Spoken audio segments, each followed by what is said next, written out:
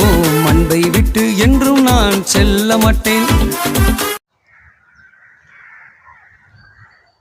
கிறிஸ்துவுக்குள் மிகவும் பிரியமான என் சொந்த பந்தங்களே, நம்முடைய வாழ்க்கை வறண்ட நிலமான இருக்கிற நம்முடைய வாழ்க்கைகளை நீரூற்றாகவும் பசுமையாகவும் செழிப்பாகவும் வைக்க கர்த்தர் விரும்புகிறார். ஒருவேளை வருடந்தோறும் நீ உழைத்திருக்கலாம், ஓடி இருக்கலாம். என்னால் நிரந்தரமாக உட்கார்ந்து ஆகாரங்கள் சாப்பிட முடியாதபடி மிகுந்த வேதனையாக இருக்குது என்று சொல்லலாம். என் உழைப்புகளெல்லாம் பொத்தல் பையில் போட்டதைப் போல காணப்படுகிறது. நான் ஆதி நாட்கள் இந்த இயேசுவை அறியாத போது என் கையில் எவ்வளோ வந்தது, எப்படிலாம் நான் பண்ணி சந்தோஷமாக இருந்தேன்.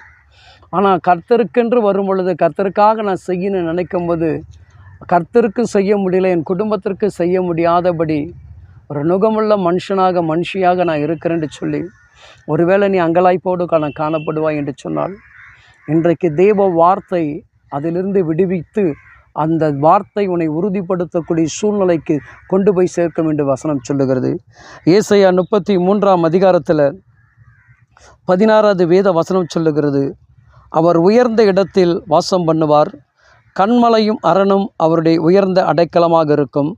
அவன் அப்பங்கள் அவனுக்கு கொடுக்கப்படும், அவன் தண்ணீர் அவனுக்கு நிச்சயமாக கிடைக்கும்.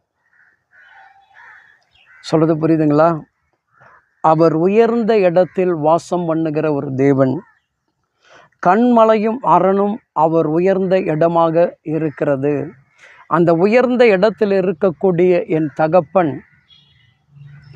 உனக்குண்டான தண்ணீரையும் உனக்குண்டான அப்பத்தையும் நிச்சயமாக கொடுப்பேன் என்று தேவன் வாக்கு கொடுக்கிறார்.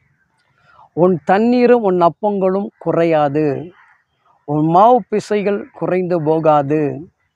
எடுக்க எடுக்க கிடைக்கக்கூடிய அளவுக்கு கர்த்தர் கொடுப்பார். என் அன்பான தெய்வ பிள்ளைகளை, 2 மீனும் 5 அப்பங்களையும் கொண்டுதான் 5000 பேரை போஷித்த தேவன் உனக்கும் எனக்கும் சொல்லுகிறார். ஒருவேளை 5000 ரூபா, 15000 ரூபா, 10000 ரூபா தான் வருமானம். ஆனால் வருமானத்தை தாண்டி 25000 ரூபா, 30000 ரூபா மாதம் என் தலைமையில் இருக்கிறது என்கின்ற ஒரு பாரம் உனக்குள் இருக்கலாம். ஆனால் அது என்ன பண்ணுது, வளர்ந்து அதிகமாக பெருகி கொண்டே கூட இருக்கலாம். ஆனால் அவர் நினைத்தால் ஒரு நொடி பொழுதில் அதை எல்லாவற்றையும் தலைகளாக அவரால் மாற்ற முடியும். ஆனால் நீ உயர்ந்த அடைக்கமுள்ள தேவனை நம்பணும். உயர்ந்தவரை நோக்கி நீ கூப்பிடணும்.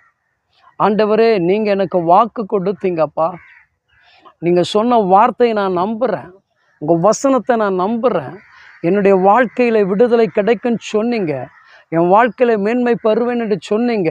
நீங்கள் சொல்லி என்ன தெரியுமா ஜெபிக்கணும், நான் திருப்தியாக இருந்தால் மட்டும் போதாது ஆண்டவரே, உம்முடைய ஆலயத்தை திருப்தியாக வைக்க நினைக்கிறேன்.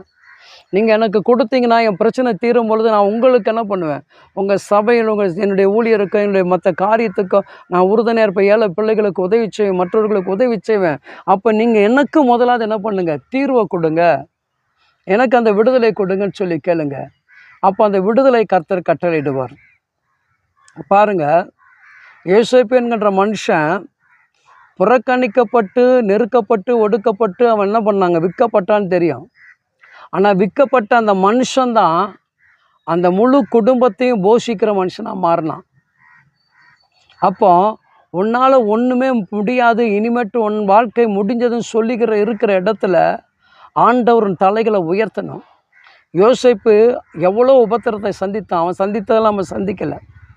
பாவம் அவனை நோக்கி வந்தது, சிறைச்சாலை வந்தது, சகோதரர்கள் தள்ளப்பட்டார்கள்.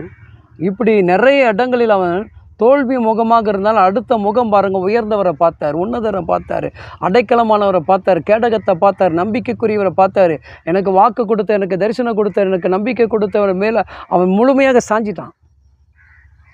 நம்ம என்ன பண்ணுறோம், வாக்கு தத்துவத்தை மட்டும் பிடிச்சிக்கிட்டு என்ன பண்ணுறோம், ஜெபிக்க மாட்டோம், வேதங்கள் வாசிக்க மாட்டோம், தேவனை தேட மாட்டோம். நீங்கள் அதை அதிகமாக செஞ்சு பாருங்களேன். ஜெபம் பண்ணி பாருங்கள், தேடுங்க, வேதத்தை வாசிங்க, முழங்கால் படியிடுங்க. இதற்காக 1 மணி நேரம் ஒவ்வொரு நாள் என்ன பண்ணுங்க, தொடர்ந்து ஒரு 30-35 நாட்கள் நீங்கள் 1 மணி நேரம் உங்கள் பிரச்சனைக்காக தனித்திருந்து நீங்கள் ஜெபிச்சு பாருங்கள். உங்களையும் கர்த்தர் உயர்ந்த அடைக்கலத்தில் வைப்பார்.